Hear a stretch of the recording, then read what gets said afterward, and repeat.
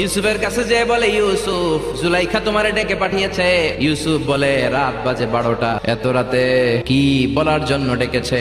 যাও, আগামীকাল সকালে আমি যে কথা শুনবো। কালী মামা বলে, না না, আগামীকাল সকালে গেলে হবে না, জুলাইখা এখন যেতে বলেছে। ইউসুফ চোখের পানি ছেড়ে দিয়ে আল্লাহর ডেকে বলে, আল্লাহ, না জানি আজকে আমি আমার ইমান হারা হয়ে যাই, না জানি আজকে আমি আমার চরিত্রটা হারাই রে মাবুদ। কালী মামা সৈয়দনা ইউসুফ আলাইহিস সালামকে নিতে লাগলো। সৈয়দনা ইউসুফকে স্পেশাল ঘরের মধ্যে ঢুকিয়ে কালী মামা আরেক দরজা দিয়ে বের হয়ে যায়। জুলাইখা বলে, ও ইউসুফ, বাঁচার কোনো মাধ্যম নাই, যে কোনো ভাবেই হোক আজকে আমি আমার মনোরঞ্জন করেই ছাড়বো, যেমন করেই হোক তোমার প্রেম আমি হাসিল করে ছাড়বো। জুলাইখা বলে, আমি তোমারে ভালোবাসি। সৈয়দনা ইউসুফ বলে, জুলাইখা, আমি আল্লাহরে ভালোবাসি। সৈয়দনা ইউসুফ চোখের পানি ছেড়ে আল্লাহরে ডেকে বলে, আল্লাহ, জীবনে কোনো অপরাধ করি নাই, এই বিপদ থেকে তুমি আমারে বাঁচাও। আল্লাহ বললেন, জিব্রাইল, যাও যাও, তাড়াতাড়ি তুমি ইউসুফের কাছে যাও, আমার নবী ইউসুফ রে বাঁচাও। আমার নবী ইউসুফের কানের সামনে যে বলো, দরজার দিকে